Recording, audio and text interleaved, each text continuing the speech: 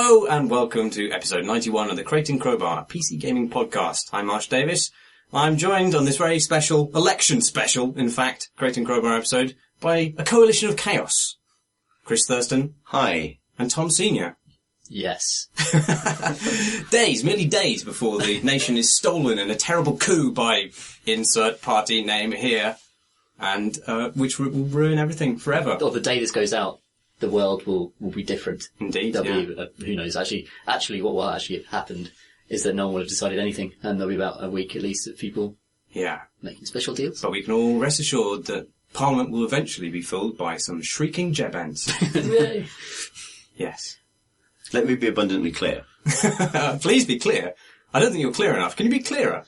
Let me be abundantly clear. That's an excellent question, Chris. I'm really glad you asked that. But what about hard-working families? What about the hard-working families? Abundantly clear.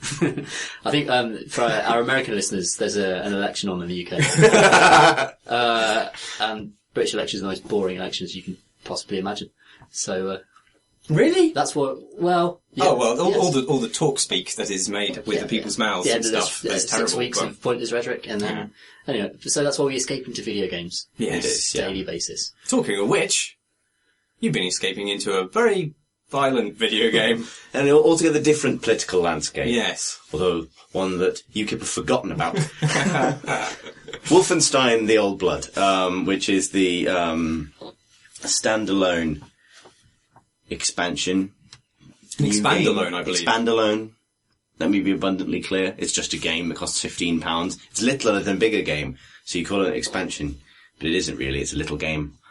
Which is the, so it's a add-on thing for Wolfenstein, The New Order. Set before the events of The New Order, right? Yeah. So it's called The Old Blood, and it's set in 1946. Which is... It feels like it was made in 1995. Yeah. Which is sort of like, right, and it's a prologue to, it's a prologue to the prologue of The New Order, because the New Order also opens in 1946, and then that's just for the opening, and then it rapidly progresses to its sort of alt-future 60s. Yeah. Actually, that was harsh for me to say it was made in 1995, because shooters were good then. It was made in the terrible era of the wasteland of shooters. See, you skipped ahead of it. Sorry, a little bit, but because it's very reminiscent of the, of Return to Castle Wolfenstein in the first case, and to a lesser extent of, Raven's 2009 Wolfenstein game. And altogether, that era of shooters from, like, in the early noughties, the sort of post-Half-Life, pre-Modern Warfare, when these things were kind of like, free-roaming sort of adventure shooty games with sort of interspersed with set pieces. And with very similar kind of rhythm and a very similar turret kind of sections. Lots of talking turret sections. Stealth bits. Mini bosses. And so on. Yes. And yeah, so it's set, it's basically just the story of BJ Blazkowicz setting out to find the location of the base that you're invading at the beginning of the New Order. So that's its sort of chief tie-in.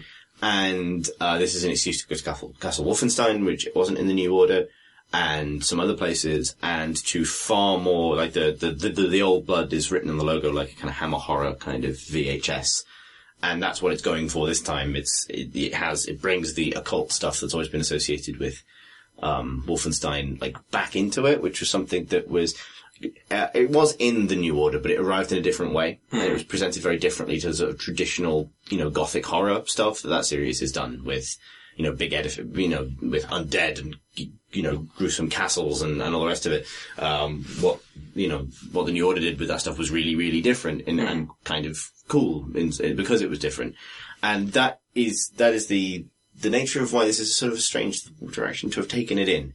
Because this feels like the kind of capable and workmanlike new Wolfenstein game that you'd get before somebody revolutionizes it by setting it in a new place and applying loads of new design sensibilities to it and showing you something new.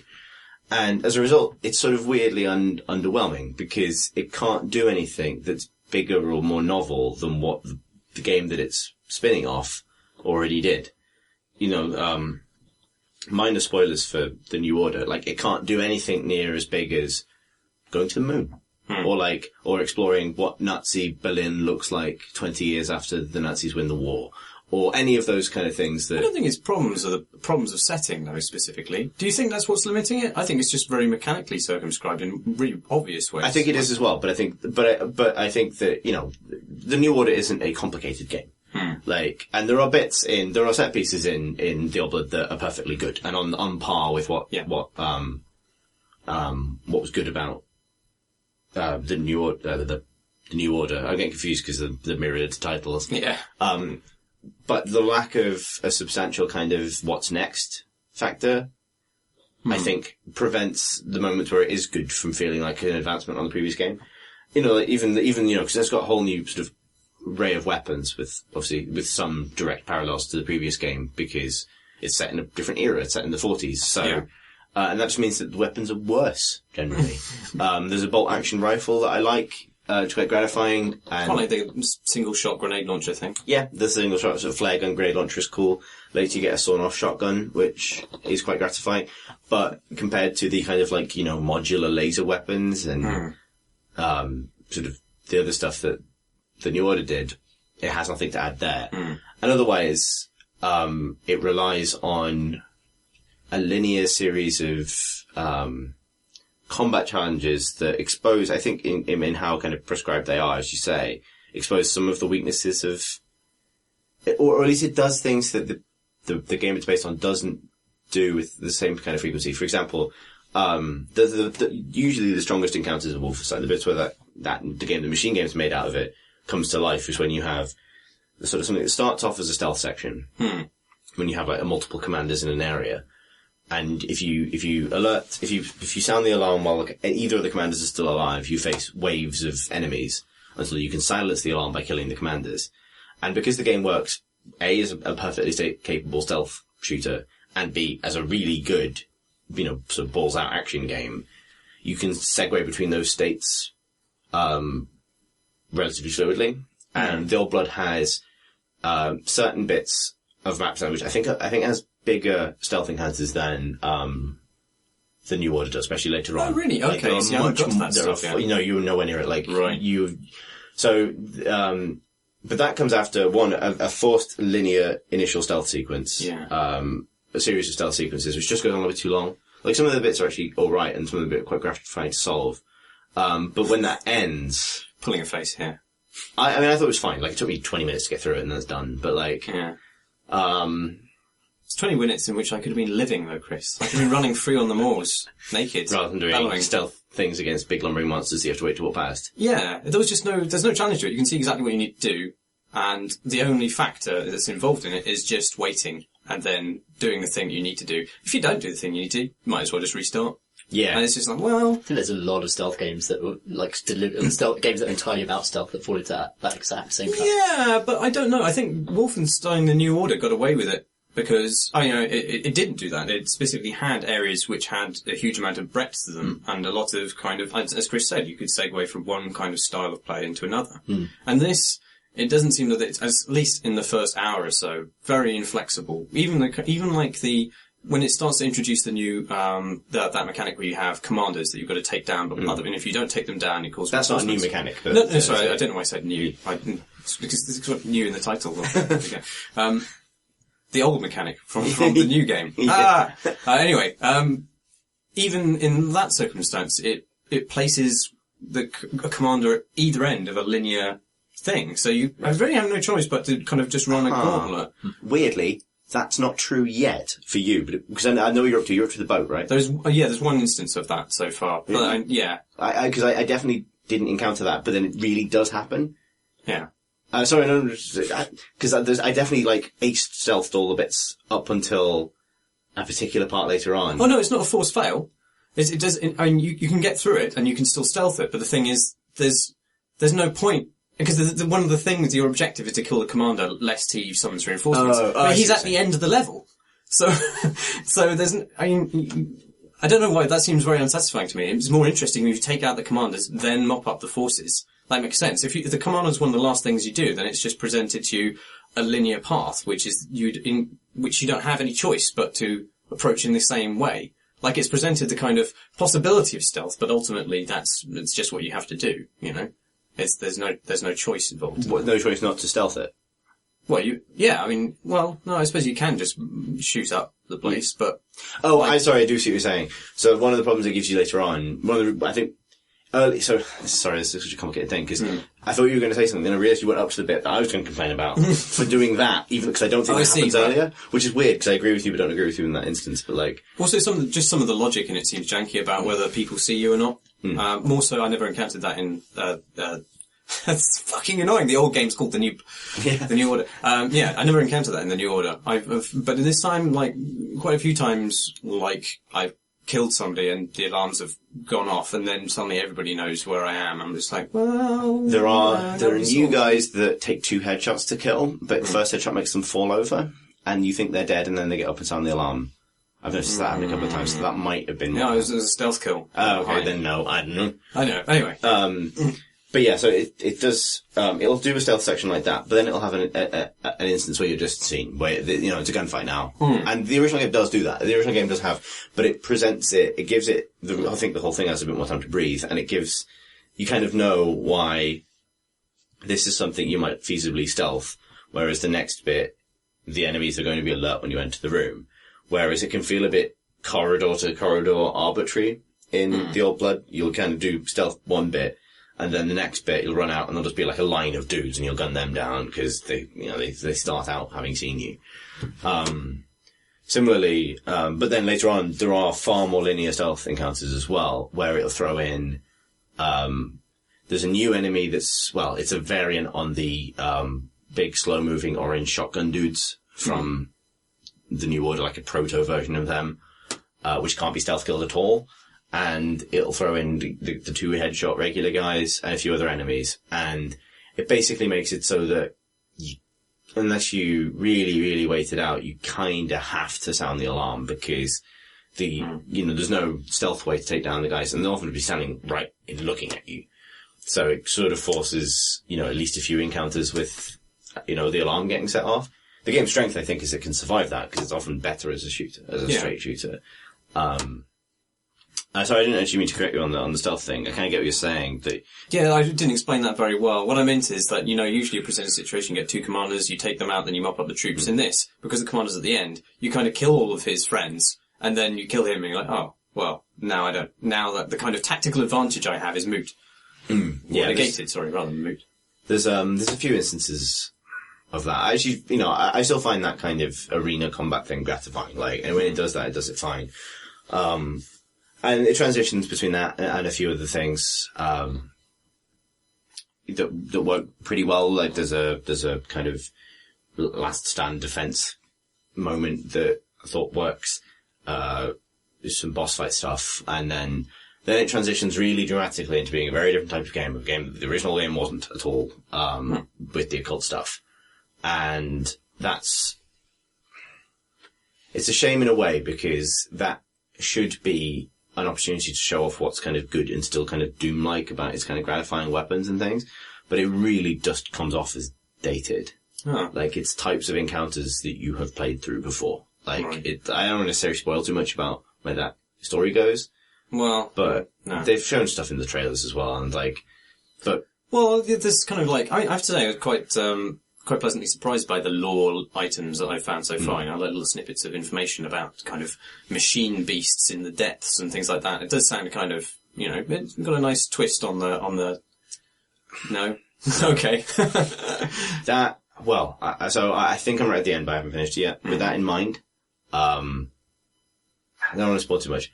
Its take on what would necessarily be occult, or its take on Nazi occultism, is exactly the one that's been done before. 100% exactly the same. Like, it's not new. It's old.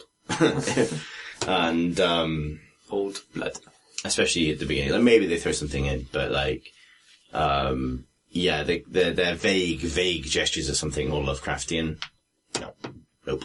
Do you like the kind of small amount of dialoguing and stuff that's in there between, like, NPCs and stuff? I thought that was okay. Yeah, there's some really, it's confusing because, I don't know whether it's just because he sounds more like him or because I played it recently, but BJ Blazkowicz is played by Brian Bloom, who plays Varric in Dragon Age, and he's accompanied at the beginning of the game by a very softly spoken Welshman, who, I don't know if it's the same actor, but he sounds an awful lot like Solus from Dragon Age, to such an extent that it really threw me at the beginning. And and as a result, I'd never really heard Varric in BJ Blazkowicz in each other before, but now I really do.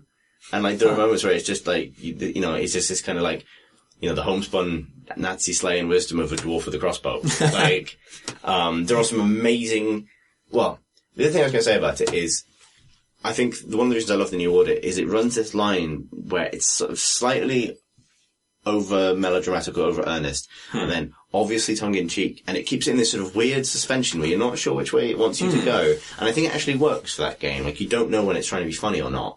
And, when it's kind of big and Tarantino-esque in its characterization of its villains and stuff, it kind of it works. Do you not think that was successful this time? I quite like the villains in it so far.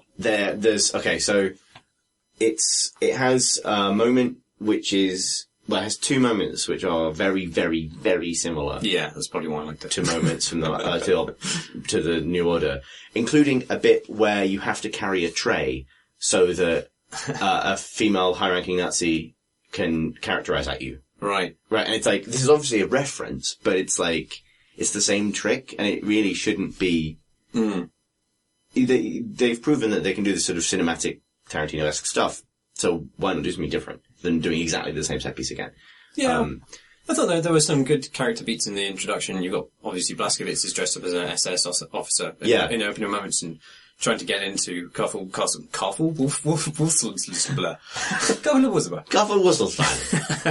and he can't speak German, as I can't speak English, apparently. He's practicing it. It just it's kind of funny because he sounds completely lame. Guten Morgen. Yeah, there are good bits, and this is what I'm going to say about it is it's still Wolfenstein, and there are some like really Wolfenstein-y lines of dialogue in it, like. Don't you fucking drown, you adorable tosspot, is something someone yells at BJ Blazkowicz at one point. I really like the Welsh guy as well. He's an extremely boring man. I was thinking, God, this is a he starts talking gently about Snowdonia. Yes, and then gets dragged out of the room. You're like, oh, thank God. And BJ's kind of musings are still kind of like, they almost play the musing for laughs at one point. Yeah, like, there's a bit where, like sees an apron or something, and he goes like, "This is evoking memories of my childhood." He says elaborate metaphors. He says, my cousin Willie had a diner. I made my first $1 in that diner. I spent it all on rock candy, sweet, sweet candy. and it's like, where did that come from? There's a bit where a character asks him like, what's your name? And he says, Lieutenant William J. Blazkowicz, blah, blah, blah.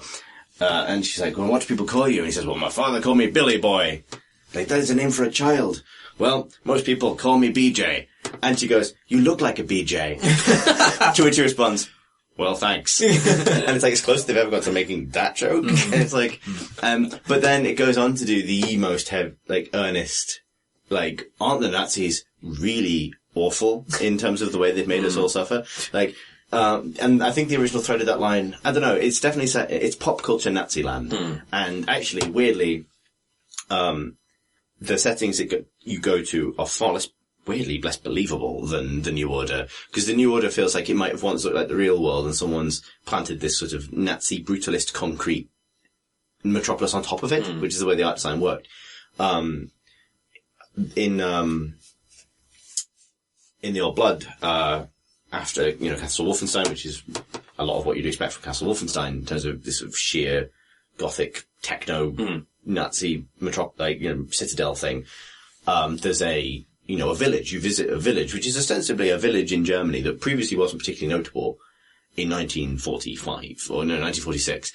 And it could be in Skyrim. Like, it is this sort of gentle sort of, Saxon hamlet with ye olde pub signs and thatched roofs and, fishing nets in, by the riverfront on little wooden jetties. And it's like, nowhere looked like this in 1946 at all. Like, it's cartoon hammer horror Nazi village, right? Like, if you go up the hill to the castle, that's where Dracula lives. Like, that's where they've set the second half of it. And, I don't know, for some reason, like, because it is fun enough to handle that far in the direction of, and then obviously occult stuff. Because it flies off the handle that far in the direction of the absurd, the musings on families taken by the Nazis, and, it throws in a group of Jewish characters as well, and then the New Order, includes, it does some things that are arguably problematic with the particular, the reasons for the persecution of the Jewish faith by the Nazis. But it ties it into a whole that is, at least it feels like one coherent piece of fiction, whereas this, I think, feels more all over the place, because it's like old Wolfenstein, where it's little villages and big gothic castles and scary monsters, mixed with the new Wolfenstein's attempt to do, like, moments of genuine human tragedy. And I think whatever knife-edge balance they managed to strike for the first one, it just wobbles too far either side of it this time. Which is a shame, because it's still a good shooter, like, it's still a capable shooting game, and this feels like a 7 out of 10 from 2004. Which is weird. It feels like there should be a different dimension, like a parallel dimension to this one that we live in, where, like, last year, Machine Games made this kind of work-a-day Wolfenstein game, and everyone's like, why did they make this? It's just a bit like, it's better than Raven's one, but it's not amazing. And then they've just come out with this mind-blowing expansion where they set it in the 60s, and it's really weird, and they record all these Beatles songs, and they go off the rails with it, and everyone's celebrating how they've thrown the old rules out. But this is different. This is like, I don't know. They've thrown the rules in. But yeah, it's the second half of Skyfall problem. Oh, yeah. Yeah. I don't know if I'm going to persist with it, to be honest. I'm a bit, there's a gunboat section in it. It's an on-rails gunboat section. Yeah. I'm just like, well, surely we're past this now as a species. But Marsh, I mean, you have to realise, see, there's those guys with the heavy machine gun emplacements, but there's that red barrel next to them. I know, huge red barrels. If you shoot the red barrel, you don't have to kill the machine gun guy. Yay. I mean, I don't, where they get these ideas. Yeah. This definitely makes me not want to play this, but want to replay the New Order. Yeah. The Order's great. And also to persuade someone to release BJ Blazkowicz's voice packs for every game, where I just hear Blazkowicz's thoughts on things in the environment and how they relate to his childhood. As I'm throwing to Half-Life 2 or anything. It opens with, like, I mean, he's good at the irrelevant monologue at the best of times, but, like, in the New Order, his sort of end of the world mumblings makes sense in a way, because at the beginning of the game starts with this last-ditch attempt to prevent the Nazis from winning the war. And so it does have this sort of apocalyptic stakes. And then in the future he subsequently wakes up to, the Nazis have won the war, and his kind of like, his musings on what's been lost kind of makes some sense. He has the same character in this, but the war hasn't been lost yet. So he's just sitting there, like, the beginning of the game, he's asleep in the back of a car, going like, I hear the howling of the dead, and I'm coming home. And I mean, he's just having a kip in a car to say, and then he subsequently refuses to believe that the war's been lost, whereas his apocalyptic musings sort of seem to indicate otherwise. Yeah. Oh well. Yeah. The old meh. You've been playing something that isn't meh? It's very not meh. What's that, Tom? Amazing. It's a Kerbal Space Program.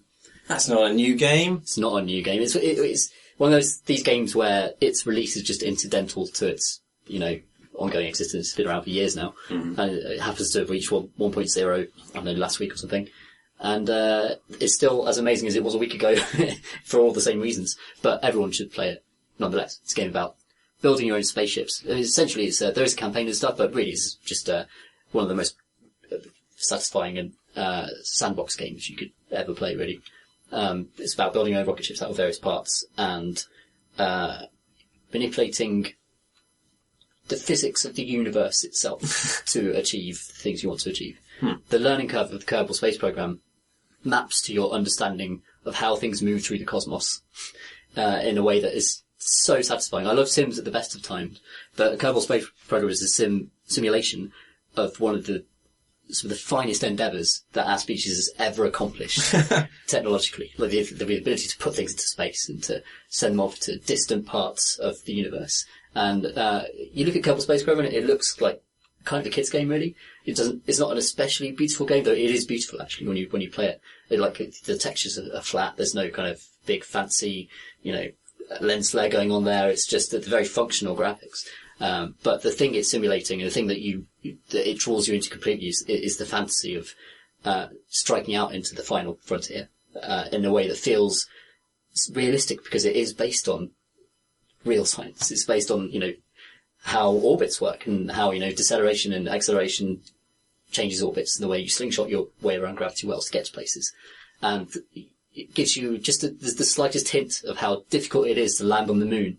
The kind of the precision involved and the kind of the enormous amount of planning that goes into the creation of your spaceship and every little maneuver that happens as you go along. And it's an absolutely tremendous achievement. Would you recommend people coming to it now playing the sandbox mode rather than the career, or there's another mode, I forget what it's called? I think personally I'm still struggling to get into the career mode because... Yeah, I tried it and couldn't really make any headway in it because the tutorials don't really cover any of the basic stuff that you need to know. The campaign greatly limits the number of pieces you start with. Yeah. And I think the best way to get into that game is to play the tutorials, which are separate from the campaign, and then go into sandbox and just build things that can get into orbit and just mess around and, You see, I assumed the career mode would ease me into it, but then it actually just puts... I think maybe it's not really designed to introduce you to the game so much as a kind of additional layer of complexity for people who've already had fun and worked out the sandbox. That's weird, because I learned Kerbal entirely through the career mode. I've never played sandbox. Huh. Okay. I played the tutorials and didn't get on with them really. Well, the thing is, the tutorials teach you about orbital mechanics, but what you really want to know is best practice for building a spaceship. I think that's always going to be stuff that there's a mixture of trial and error, and it's again one of the things trial and error. Look at wikis and guides to learn the basics, but I always limited myself. I always restricted myself from looking at other people's builds. I didn't want building guides. I wanted to know. How do I actually achieve orbit in principle, so I can try and figure out the chance to do it. But I actually really like the career mode, because limiting the parts you get prevents you from, one, it forces you to start off smaller.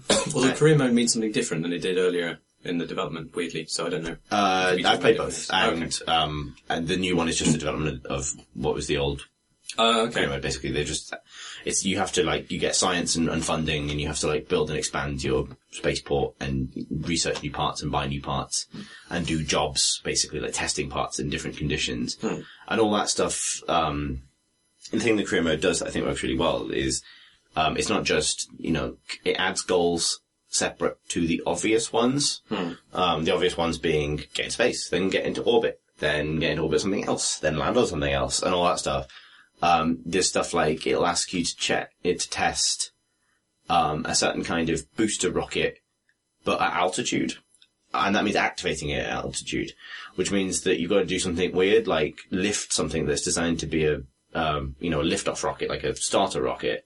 You have to try and get that into space or high up so that you can then fire it. Oh. And you have those challenges. You might be right that it's a gated challenge for after you've learned the mechanics, but I find that's really helpful because it teaches you to think about the stuff that really matters, which is basically just weight, propulsion, and stability.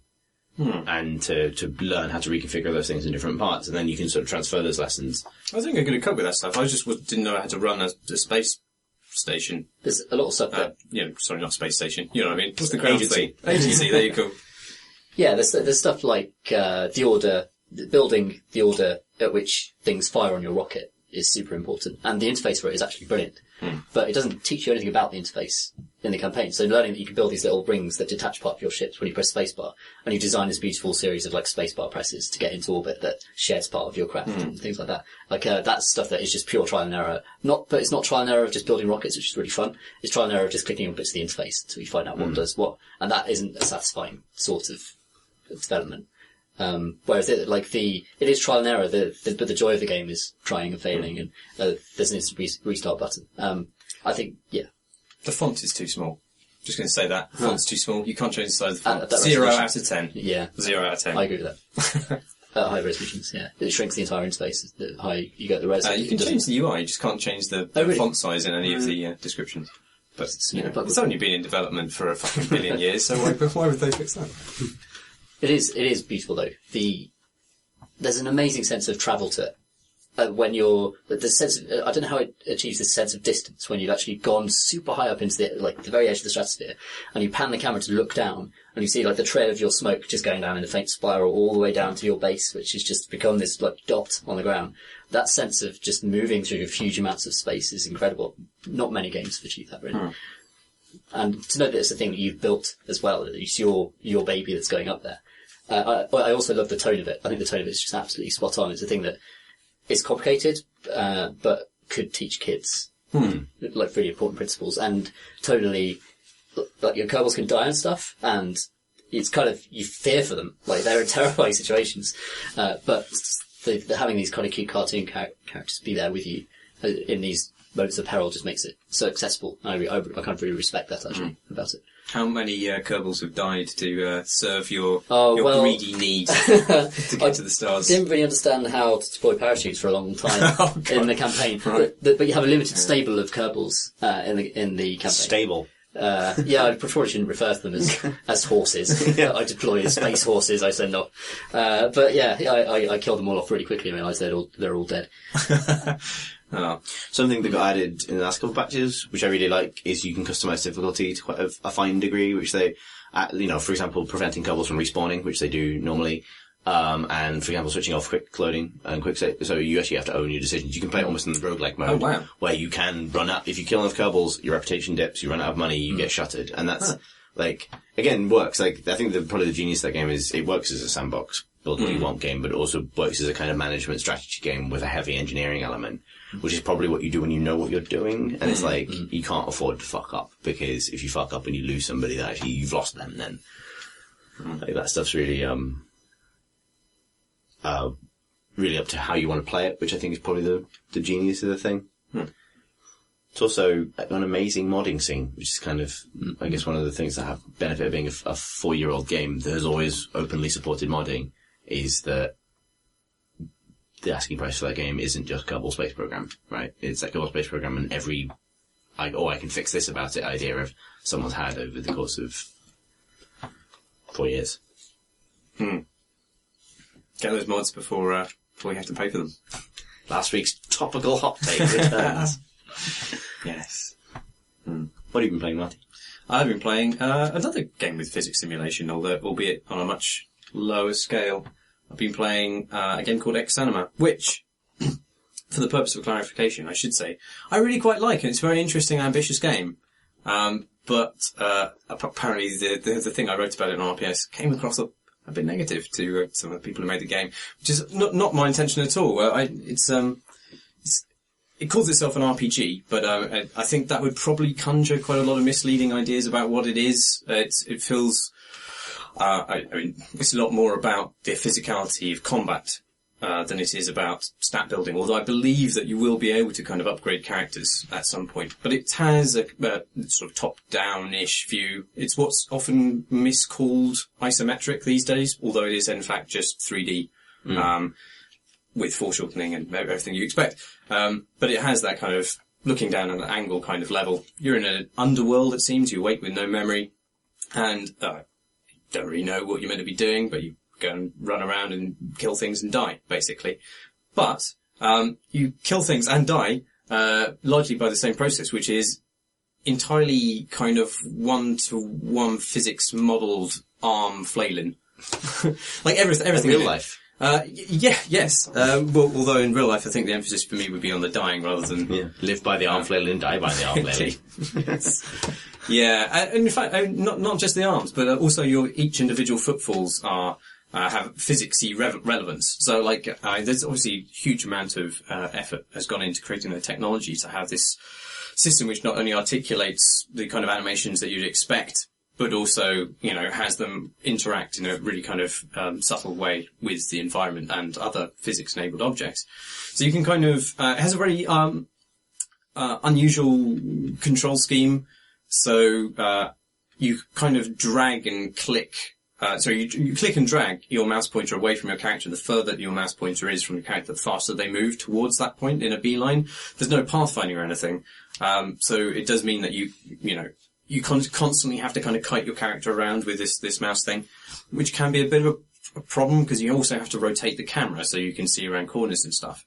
But, which is largely fine, because you should approach the game with a huge amount of trepidation, because fights are nearly always lethal in my experience, but I'm not very good at it. And you switch to, obviously kind of zombie-like dudes running around this dungeon. Absolutely fucking terrifying to fight, because the combat system makes you feel, it doesn't make you feel weak as such, because you can obviously master it and be very adept at killing things with it. But at the same time, the stakes are so much obviously higher when you can clip a table or something like that, fall over and be bludgeoned to death. You know, or you just miss time a swing, and it doesn't feel like it does in any other kind of brawler RPG where you can kind of just, you feel like your choices are available to you on a button press. Whereas in this, it really is like orchestrating a complex system just to kind of move your arm up over your shoulder, dodge to your right and parry, and bring a blade down into somebody's side while they can't actually deflect it with their own baton. That's super complicated to pull off in this.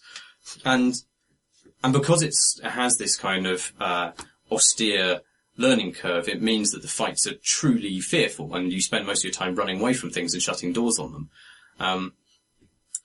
So you switch into a separate combat mode, and it changes the control scheme so that you click and swing your mouse cursor now to move your arm, but you can also use the WASD keys to kind of move yourself, but in relation to where your mouse cursor is. And I think it's obviously it allows for a huge amount of depth to the kinds of things you can do.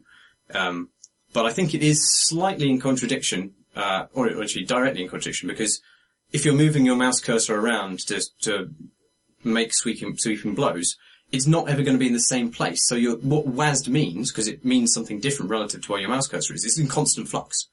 And I see why that's a kind of interesting thing to do, because it does mean that you have to be very purposeful and very thoughtful about your every move.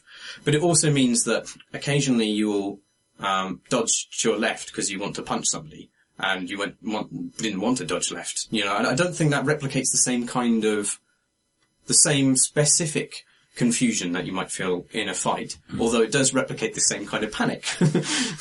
And I don't know. I think it's interesting. Like I wonder. I said this in the captions actually, that I think that maybe these games which have very heavy physics simulations, particularly with regards to combat and motion and movement, are going to go through a similar kind of awkward patch that motion-controlled games did on consoles, where it was kind of just assumed that because you'd have direct control over the motions of your characters, that was going to be better in some way, when in fact actually most of the time it felt just inefficient, or it was actually easier and better just to have, because the player's intent is better mapped to pressing a button and have your character just do something than it is to try and completely physically map the parameters of that gesture.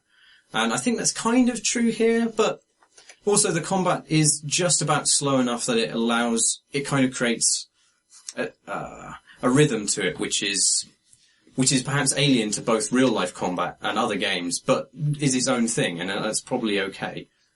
But anyway, it's very interesting, and there's going to be loads more to it. Apparently, it's a prelude, they say, to the full like a different game called Sui Generis. I don't know if I'm pronouncing that right. I assume it's Latin. Sui?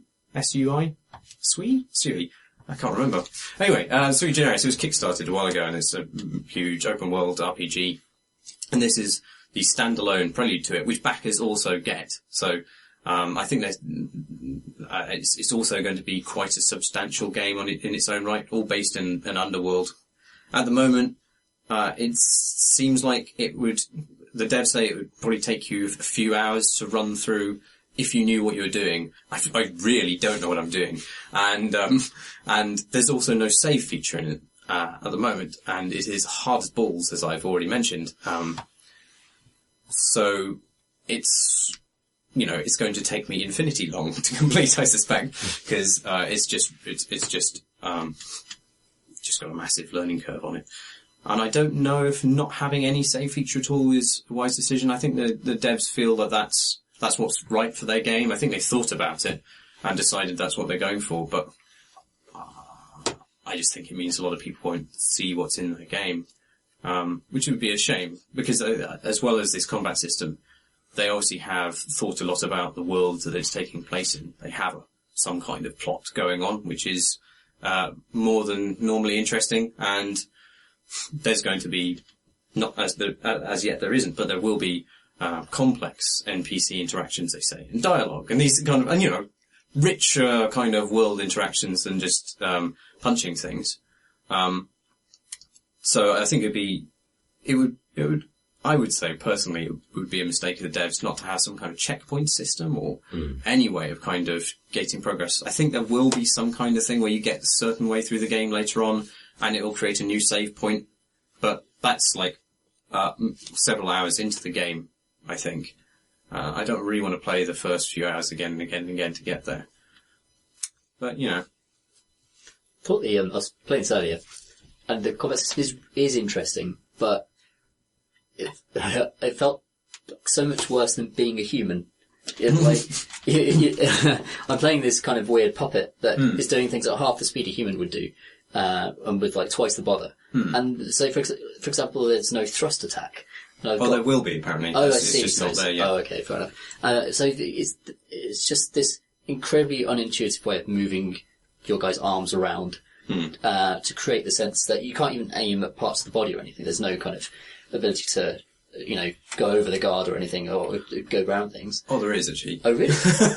Yeah, this is a strange thing, because also you not only have your flailing, which is on the kind of mouse draggy stuff, but also you do have other bespoke kind of full attacks that are mapped to certain combinations of clicks and buttons. So you can actually double click and hold and it'll do an overhead strike. Yeah. And the thing is that control system is already kind of bursting at the seams, I don't know where they're going to put the thrust in and what kind of combination of buttons that'll do, but it's a lot for anybody to mentally map. I don't think it's beyond the wit of man to learn that system by any means, and I probably would. And I think it does enough to kind of justify doing that. But I also think it's probably not the easiest way they could have generated the kind of feeling that they're going for. There's definitely a very unique feeling to those bouts. There's a very unique sense of chaos, exciting chaos to it that I enjoyed, even though it is along the lines of kind of like a Gang Beasts, Summatory Dreams type fast to it. But yeah, your point about the viewpoint being tied to your cursor is really important, because the way you decide where to slash from is that you drag the cursor back to over your shoulder and then you drag a slashing motion. And if for some reason like you hold down the mouse button slightly too late, then your character just does a 90-degree turn left, completely exposing all of his bowels to the enemy, and that stuff. And also, it means that if you're rotating around an enemy, which of course you are constantly because you're sidestepping, if your character is facing you, then left becomes right and right becomes left, essentially, because you're having to that's a stupid layer of abstraction, which, as you say, a person in a fight would never have to reverse their own control scheme if they happen to be a different part of the room. So, It's weird, I think in pursuing simulation, they've actually simulated something which is not reality. But I do think I still quite like it, even though it's kind of its own thing. Yeah, I really admire that it is trying to do this new thing. I craved a lock-on function, basically. Or maybe just, I found myself mashing the space button, which resets the camera to behind your character, to try and just constantly reset my entire control scheme from being this complete, this incrementally shifting thing, depending on where your cursor was. But yeah, I'm looking forward to seeing how it develops. It feels like a very early stage of the plan anyway, doesn't it? Yeah. I have had some amazing kind of just moments in it, though, which I don't think would have been created without that physics system. So there's a point very early on where it's not quite clear where you are. Everything appears to be kind of like barren storerooms. But I was in a barren storeroom, and there were just all these kind of planks and barrels laid up against the door, and you can just click on things in the environment and drag them, and you have a physics interaction if you're close enough, and pull them away. So I'm kind of unpicking this barricade, and I'm like, yay, physics! And I was like, there's probably something bad behind this door, behind this barricade. Whatever. So I open it, and this guy kind of staggers through, and I try and shut the door, but the door won't shut because his face is in the way. And then I kind of just, oh fuck, I've got to back off and get ready for a fight. So I do this, I back away, and for some reason, because I think the zombies are kind of like, they're not all of them are instantly aggressive.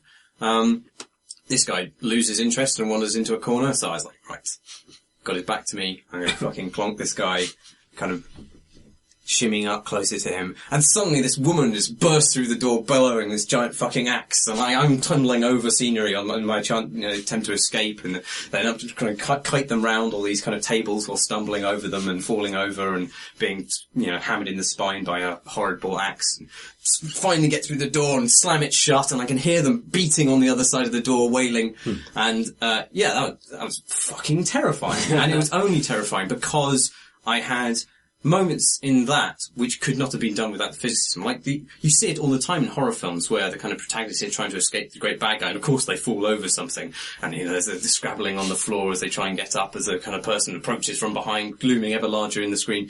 And that was perfectly replicated by that, even though it was from this top-down perspective. It felt just unlike a lot of the combat in the rest of the game, I did feel for that moment like a kind of much closer kind of sympathy with my avatar. But then, then later I got my arm stuck in a barrel and stretched to like twice my length before twanging back like an elastic band. But but that's fine. I also think that's fine. And, I think the developers were slightly hurt that I mentioned that kind of stuff or seemingly mocked it in the article, but I didn't mean that in a bad way. Like, I enjoyed the kind of calamity of physics interaction as well. I think that's, you have to embrace that kind delightful of stuff. chaos. Yeah. My sword and board guy got his sword arm stuck behind his back. Oh no. For a long period of time, and that was a really, really fun fight actually. trying to slash madly to unhook my arm from behind my own back. Just kind of like my shield just flaming out in front of me, and just kind of like desperately, like a Notre Dame, trying to flip his arm around. Very strange. And you can stack naked bodies as well. Wow. You can strip them naked and stack them. Box which is feature, what you want in the game, isn't it, really? Stacking corpses. I'm definitely going to play it again. I want to get further in the arena mode, which is one of the aspects of the early access build, which I'll be quite enjoying. Yeah, that's a good way of learning the combat system. In fact, probably better to play that first, just to get to grips with it, so you're not completely unprepared. There's an interesting, like your weapon choice does significantly change your, obviously everything's physics models. Having a giant hook seems to be one of the weapons, like big greatsword. Yeah, there's like stats. I can't remember. It's not like poise or something like that. It's balance, I think. And obviously, like a very large, unwieldy weapon is going to throw you off balance. Like if you try and swing a hammer, you're going to kind of wobble about all over the place, like a big old weeble. I love going into the arena with a giant fat dude in just pants. Yes. Yeah, well, this is the thing. When I started, I thought I'd make a little tiny man like I am. But I was like, hang on, this is probably like a disadvantage, like it is in real life. Real short to reach, yeah. Although low centre of gravity could work out to your benefit. Less tripping. Yeah. So anyway, but I went for a big fat dude, fat lady actually in the arena, and that seems to do well. Fat dude with an axe. Yeah. In a nappy, as he looks. It's the dream. That is my dream. The dream. Shall we do questions? Yes. Left out the second half. You crazy. You're mixing it up. We're entering a new era, man. You don't have to say that just because we said it in like episode 2. I hold on to the old tradition, so Chris. I'm looking forward to the future. We're now 90s. I'm the old blood. You're the new order. Yeah. And this is our dramatic reconstruction of the British election. Read a question, Chris. All right. Vanilla Nougat writes, Dearest Creighton Crowbarristers, another tradition that pun that struggles to find life in the heady days of episode 91. It occurred to me recently that the surname of Sonic Games' main antagonist, Robotnik, was also the name given to the Czech serf class labouring under the oppressive Austro-Hungarian Empire, which is incidentally the greatest opening sentence of any question I think I've ever seen. If I recall correctly, The word entered popular vocabulary as the inspiration for robot and all the social commentary that comparison evokes.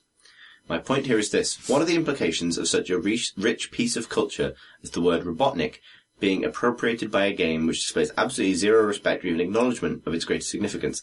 Are there other examples, or is this an isolated phenomenon? I don't mean to come across as acrimonious or even necessarily offended in my question. I was just shocked by the way such a powerful historical artifact could be so divorced from any context or meaning.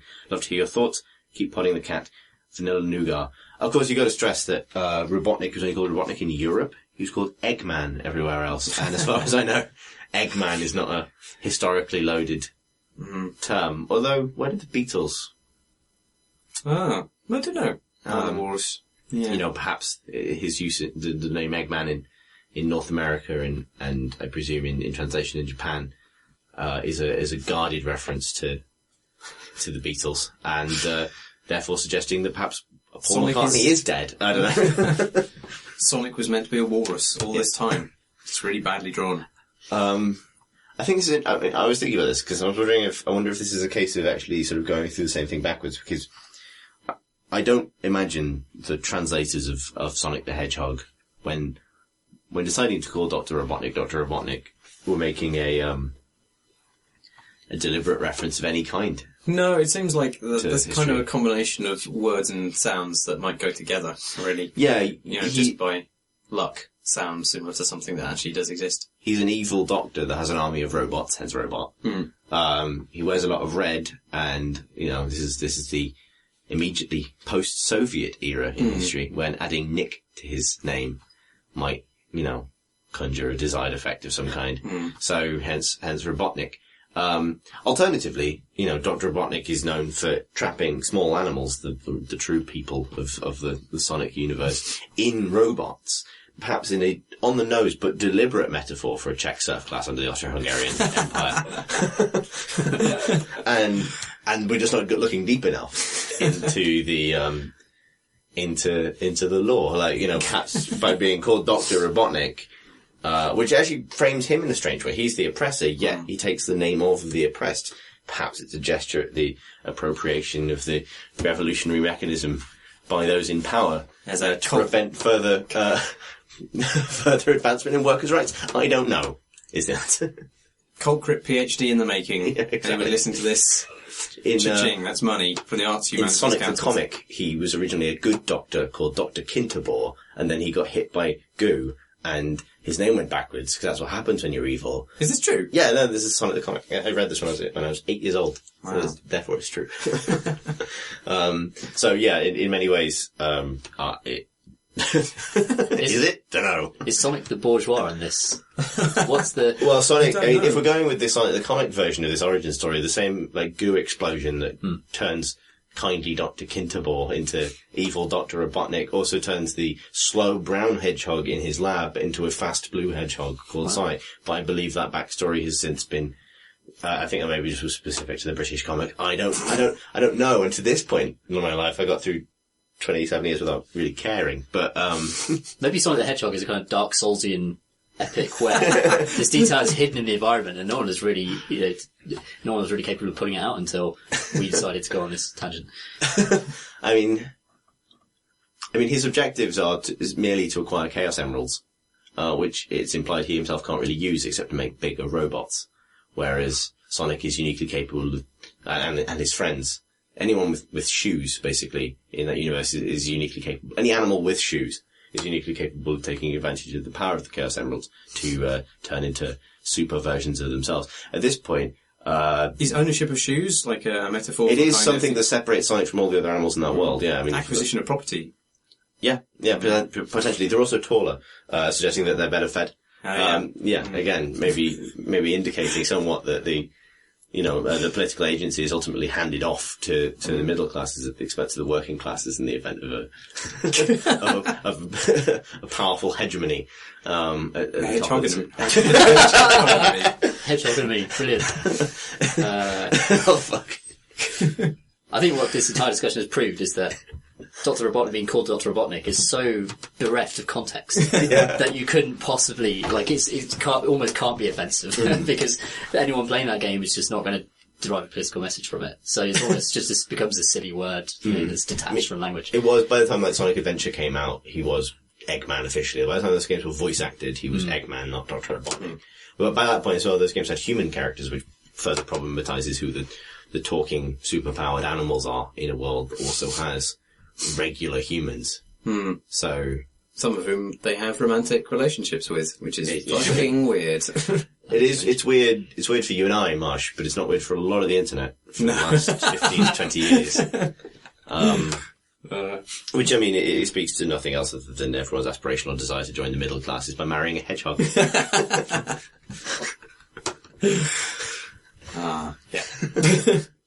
Hedgehogmony. Can you think about takeaway?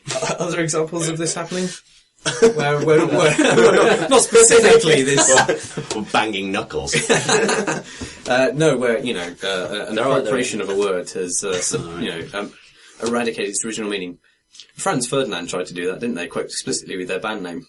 I'm trying to think of another gaming one. I mean, there's been plenty of political readings of Mario in his, presentation, but I don't really kind of think there's anything particularly. No. There's a good, I can't remember whether it was a video or an article, but there's a good, attempt to kind of explain the politics of the Mushroom Kingdom. Oh, as a political enterprise, which is kind of interesting. I didn't mean political readings. I meant where one word has been appropriated by games, thus obliterating its original meaning. I think, I don't know, one of the things that always, when I was writing for Edge, they had, obviously they have a star guide as all magazines do, but they had insistence on using the word reticule instead of reticle. And reticule is a handbag. But I don't know who wrote the style guide, but we obeyed it nonetheless, wincing each time we used the word reticule. Aim your handbag. Center your handbag on the enemy. Indeed, yeah. I can't think of any. Obviously, plenty of games appropriate global political context for the purposes of very trivial man shoots, which they probably shouldn't do. But in terms of like a single word, this is a unique case of a very specific political term being appropriated by a game for no apparent reason. Whereas normally it would be in order for Call of Duty to do something incredibly ham-fisted with it, right? Yeah, to produce a travesty. Yeah, against history.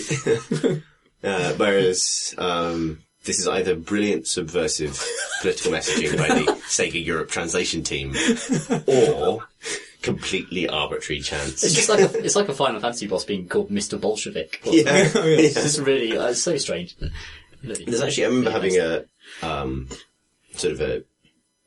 German friend explain to me the sort of population, the why that so many German words cropped up in Japanese, in manga and games and fiction and things. They love the German language. Yeah, apparently. Which was just a sort of, I actually don't understand I think it has something to do with 20th century historical context, but I don't want to say essentially the Second World War and German influences on Japan during the Second World War, because I don't know for certain. Oh, see, I read somewhere that it was just some kind of linguistic fondness. Yeah, no, what could be. Just the whatever, the vowel sounds or whatever. I don't know. Yeah, the sort of like Zwei and like Herzog Zwei being called what it is, I think for that reason as well. Which is of course a game where you play two Werner Herzogs. Yeah. Not to be confused with double Herzog. Yeah. Werner the Herzog. Werner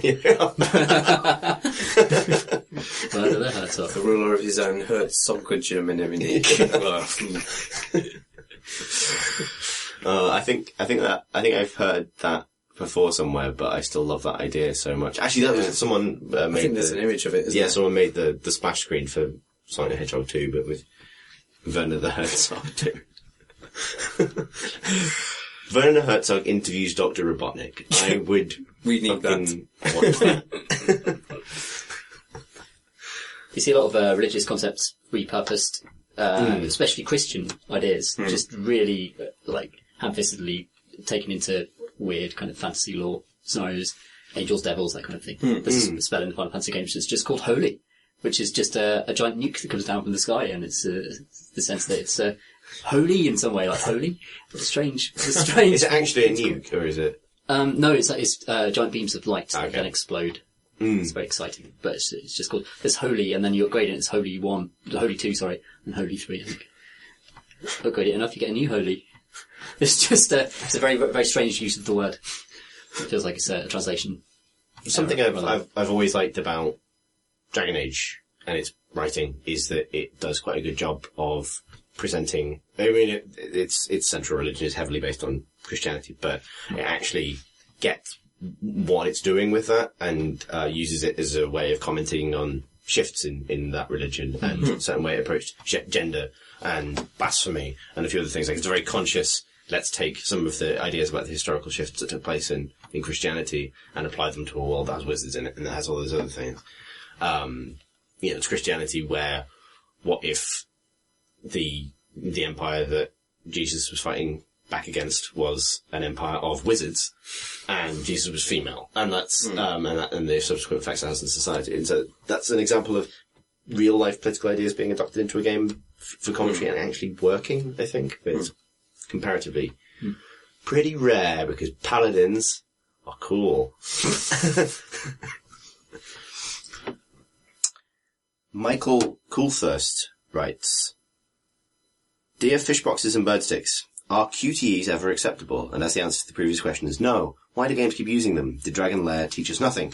Relatedly, in the newish Tomb Raider are the player's misery at having to repeatedly hammer arbitrary keys in response to arbitrary on-screen prompts, reflecting the misery that the game wallows in, and the player's RSI pain as they hammer those keys, echoing the pain gleefully inflicted on Lara at any opportunity.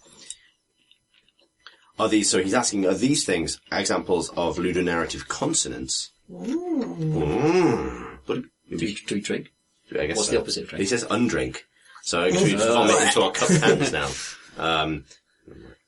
Or just bad design married to unskippable torture porn. Thanks for reading, everybody. Michael. P.S. Having to hammer E to open doors and boxes is just dickishness. That Exanima, you actually open the doors, physically. You can click and drag them, and they're kind of OP, really, because the enemies can't go through them, so you can kind of open a door, go, slam it closed again. Like being grilled to a dog. Yes, but there's something cool about that. I quite like the fact that it's not just a button press, that you have kind of analog control over it, because you kind of creak it open, what's going to be on the other side is the things, Sam. Divinity Original Sin had a good line in actually physically manipulating and moving things around you. That's really, really fun. We're not really talking about QTEs at that point. We're talking about that's true. Physical manipulable. No.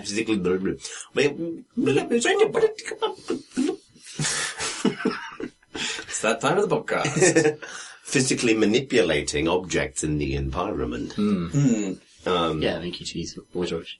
Something I became really freshly aware of when playing Wolfenstein, and this is a thing in the original game, is, as well, but in Old Blood particularly, is the amount you spend pressing E. Because that game doesn't have any automatic pickup for loot items. And if you're playing a decent clip, and I always play it on like the second penultimate difficulty, so like not the hardest, but the one just below that, because I think it's probably not the sweet spot for that game. BJ Blazkowicz is a man who hoovers up health packs and dog food to stay alive in the middle of a gunfight. Yeah. Helmets, just piling on helmets, ripping armor off dogs, bolting that to himself, plucking grenades out of the mouths of skeletons and using them. And so your E is not just your pickup button, which is fine. And there's some context sensitive stuff, so if you're about to pick up a gun that's the same as the one you've already got, you can hold E to then subsequently dual wield them. So there are moments when you'd have to think about it, but for the most part, the E button just becomes the don't die button. And so as you're running around shooting and doing everything else, you really should be looking out for the loot and just hammering E. Well, it's all over the place in those environments as well, so you literally just kind of go da-da-da-da-da-da-da. Yeah. And later on you can get... Actually, one thing I do like about it that changes from the New Order is it has the same upgrade system where you can kind of unlock things, but it's based on doing stuff, so it's all kind of like mini invisible micro achievements give you new things. And one of the upgrades I got was... it's actually called like bash reload or something, but allows you to bash R to reload faster, which I think is supposed to give you the feeling of panic reloading, but I don't think it really works, because if you compare it to, I like games that experiment with having faster ways for you to reload if you're skillful. Like Gears of War famously had the active reload thing, which is an idea I'm surprised more people haven't nicked, because it creates a really strong sense of expertise when you pulled it off, but also when you fucked it up and your gun jammed. It felt like there was a clear cause and effect between your fucking it up and the physical consequences in the game. Whereas just hammering a button doesn't really mirror what BJ is doing. You know, like, he's removing a clip and putting the clip back in. And it just plays that animation faster if you hammer the key. Whereas there are more elegant ways of doing that, I think, and it's an example of like where more interaction isn't better. It just makes you feel more attached to the character that you're pressing the key more often because you're still pressing a key. Yeah, not actually reloading a gun. Weird wall climbing sections where you can alternately hold down the mouse buttons to move like little bits of broken pipe. He loves that pipe. But it's just kind of like, well, I can do it, but I like, can just see let that me go up the working wall. better with triggers. I can see that being designed to hold one trigger, then hold the other trigger. Yeah, it doesn't really feel right with the mouse buttons at all. But even with triggers, you're just like, well, there's only one way to do it. And I'm going to do it because it's not hard. So just have it done automatically. You know, if you really, it just feels like it's an interaction for the sake of interaction without providing any choice within that at all. And when which is one of the problems of the game as a whole, I think. When you fuck it up, it doesn't feel like it's your fuck up. Really, like it doesn't feel like something you would fuck up. It's just you didn't quite get the cadence of the alternating clicks quite right, and so BJ fell off a wall, which doesn't feel like something he would do, something what you weren't intending to do. Like, it's not skill-based interaction really, and you never have to climb in an environment where you're escaping somebody or you're getting shot at, so you need to kind of, you know, demonstrate your expertise in order to get away with more health or whatever, because these moments are always aside from combat encounters, so why have an interaction there? There's QTEs in general, God knows why they're still around, other than they're cheap and they look good in trailers. Yeah. Yep. We've discussed at length how much we hate QTEs. I think back around the time that Tomb Raider was released, we discussed it actually. So maybe if you want a longer and more sweary answer, you can go back and listen to those episodes. There was an amazing screen grab or photo doing the rounds of a page from the like primer strategy guide or whatever, whatever guide for the Order 1866, which is a PlayStation exclusive, 4-hour long cutscene shooter, where whoever the poor sod that got hired to do the magazine length guide for that 4-hour incredibly linear game dedicated a whole page to a QTE that only had like 2 button inputs on it, and the picture of that page is the most depressing thing. Watch the cutscene and press X when prompted. When it says X on the screen, press X. And then it describes the next bit of action, because, continue to watch this, allow the light to enter your eyes, and the sound to enter your ears. Process this information. But before no critical thought whatsoever, ideally. Feel excitement. For no real good reason. And I have shuffled onto the wrong page of the questions, and will therefore shuffle back to the beginning, because I've confused myself. Entertain yourselves, listeners. And I've arrived. There's only 3 pages, so it's amazing that took quite so long. Dave Goldberg writes... Who dis? Dave Goldberg. Oh, right. Right, sorry. Sorry, was that I thought you said Gog Magog. I was thinking that's such a good surprising reference. Sorry, Dave Goldberg. It's quite a different And name. I'm sorry for saying that wrong. Hi, Creighton Cro-Magnons. I'm sure somebody has already used that. Sorry for unoriginality. A few episodes ago, he's a bit behind. Someone, Chris, he says, and yes, Chris, he's right, it is me. I'll continue. Said that WoW had created the first Instance Dungeon. I have to correct that, because one of my favourite parts of EverQuest was Lost Dungeons of EverQuest, which had timed Instance Dungeons more than a year before World of Warcraft was released. LDON was what kept me going in EverQuest. In some ways it was better than the dungeons in WoW, because it was timed. It was a Mission Impossible setup where you were given a mission and had 90 minutes to do it. It kept you moving and enjoyed the got AFK for a while syndrome. It was a huge leap forward from the usual sit in one place and grind experience gameplay. As I recall, the experience rewards were enormous. At the low levels, you got 10 to 20% of level just for one 90-minute dungeon run. Anyway, back to enjoying the sun after 6 months of winter. It's pretty nice here in the northeast USA.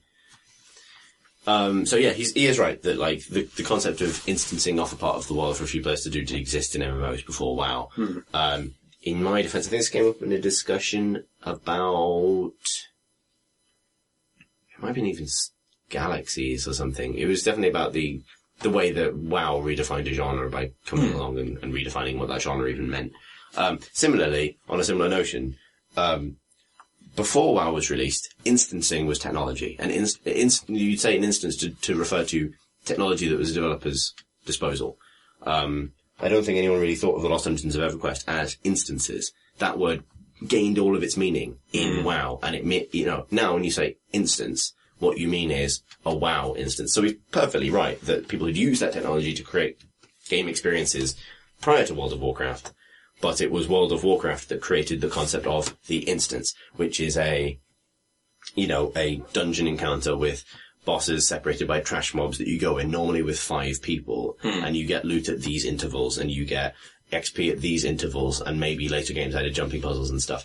I defend my point by saying that while he's right, the whole kind of the broader point I was making about WoW totally setting in stone what that genre is, even affected ideas that had maybe had little vestigial expressions in other games, but then gained their meaning in WoW. Whereas subsequently, when people say, how many instances does this game have? They don't mean how many timed dungeon challenges does this game have? They mean how many WoW-style instances does it have? So fuck you, is what Chris is trying to say. No, that's absolutely not what I was trying to say. And I'd be mortified if he took that away, that impression. Do you ever wonder why developers might misread some of the praise you have for their games, Marty? No, I don't understand that at all. I'm a bundle of joy, firing out beams of laughter and happiness. You almost cracked up on happiness then. That's all the self-reflection we have time for, and indeed all the questions we have time for. Send us more questions, if you will, for answering on a later date. You can do that by sending them to questions@creatingcobar.com. Or you can write them on the forum, if you like. Or you can tweet them to @CreatingCrowbar, the forum, incidentally, which you should visit and talk on, because there's lots of nice people there. So creatingcrowbar.com/forum. And we are, individually, should you wish to follow us on Twitter. Who are you, Chris? I'm @CThurston, CTHURSTEN. Tom Senior, who are you? @PCG Ludo, which is Ludo. I'm Marsh Davis. It's DAVIES. Oh. Thanks for listening, everybody. Bringing back the old ways there, Marty. That's right. Don't want to shake things up. Don't rock that boat. No. Let me be abundantly clear. Thank you for listening, everybody.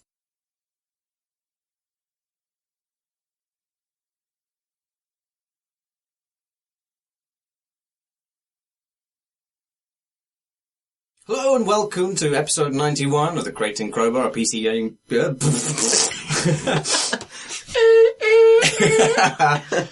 Oh dear. Podcast failure detected.